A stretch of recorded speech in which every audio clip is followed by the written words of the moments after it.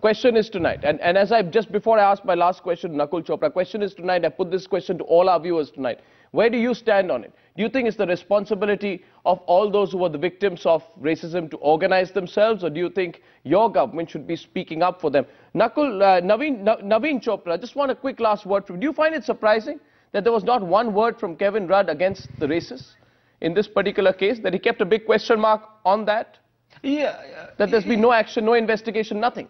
Yes, of course, it is. But then is it surprising that any government, when it comes to like this, is going to try and, play things down rather than give even more hype to a hype that is happening?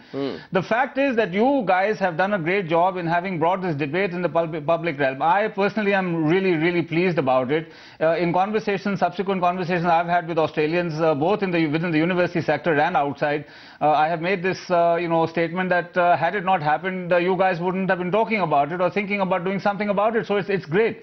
But the other aspect also that, it's a statement of fact. The Indians, by and large, are perceived to be a soft culture. The Indian government is, or a state is perceived to be a soft state. I mean, the Chinese are walking all over you, and the Indian government is saying, no need to do anything. It's all very fine, and we are all going to be hunky-dory. They've built an infrastructure on your borders. They've brought people in. They brought their armies in. We are still in a state of denial. I mean, in a major stuff like that, we are in a state of denial. This is nothing for the Indian government. They'll bury their heads in the sand and go to sleep. Well, they do that as a matter of course. Well, that's the point. Who's to blame? That's how the Indian... Yeah, but at the end of the day, it's their government, their state, Victoria, it's their country, Australia. It's Mr. Kevin Rudd who's got to act. Embarrassment should not lead to a state of denial.